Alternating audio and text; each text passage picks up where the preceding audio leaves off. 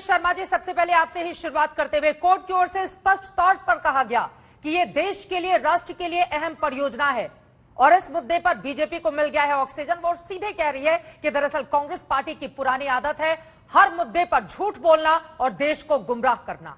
क्या है इस पर आपकी प्रतिक्रिया, आपकी टिप्पणी मुकेश जी? कांग्रेस पार्टी का इस मसले पर स्पष्ट मत है। कांग्रेस पार्टी का इस मसले पर स्पष्ट मत है कि कांग्रेस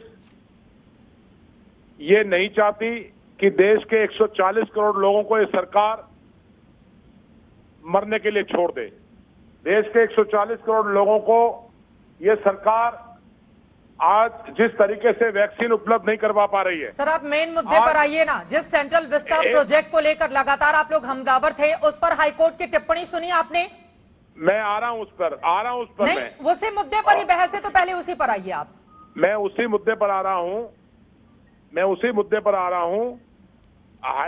ऑनरेबल हाई कोर्ट ने जो टिप्पणी की है, ऑनरेबल हाई कोर्ट की टिप्पणी एक लीगल मैटर है और ऑनरेबल हाई कोर्ट में पीआईएल किसने लगाई ये भी जरा देख लें आप।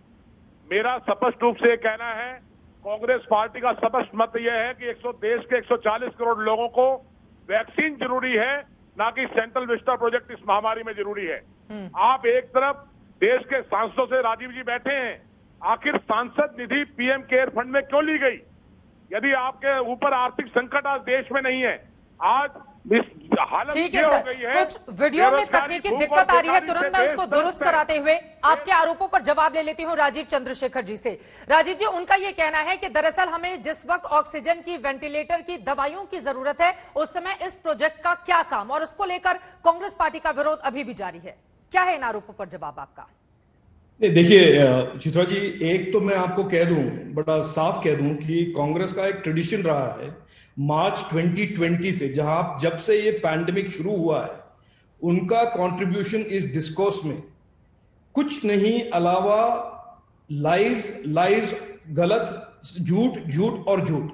उनका हर स्टेप में देखिए, आप एक सेपरेट प्रोग्राम कीजिए और एनालाइज कीजिए कि मार्च 2020 से आज तक कांग्रेस का इस डिस्कोर्स में कंट्रीब्यूशन था क्या।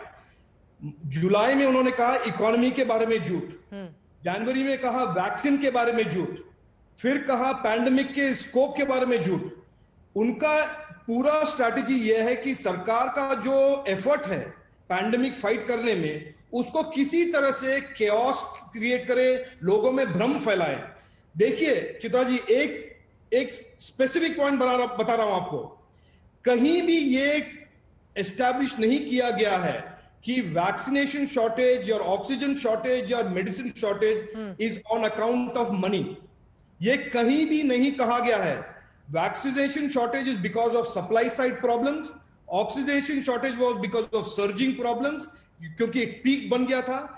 कहीं भी ये नहीं कहा गया कि देश के पूरे पब्लिक वर्क्स बंद कर दिए और पैसा लेकर हम पेशेंट को संभाले। ये एक जो बाइनरी का आर्गुमेंट कांग्रेस ने फैलाया है, एक भ्रम फैलाया है, एक सरासर झूठ है, क्योंकि the issues were never money constraint.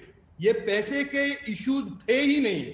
आप ये लोग हमेशा कहते हैं वैक्सीन शॉर्टेज का इश्यू क्या है? वैक्सीन शॉर्टेज का इश्यू यह है कि दुनिया भर में कम सप्लायर्स हैं और ज्यादा डिमांड है, और यही देश में जो 20 साल लगे हैं पोलियो वैक्सीनेशन करवाने में, 15 साल लगाए हेपेटाइटिस में करवाने में, 1 बिलियन लोग हम एक साल में वैक्सीनेशन कर रहे हैं। ठीक है, तो ये एक डेलिब्रेट नैरेटिव है। मैंने पहले भी कहा हुआ है कि ये एक डेलिब्रेट नैरेटिव है टू साइड स्टेप, कि सरकार काम कर रहा है, लोगों को पहुंचा रही है हेल्प, और लोगों को जो डिमांड है ऑक्सीजन, उनका सब एक अच्छा रिस्पॉन्स हो रहा है।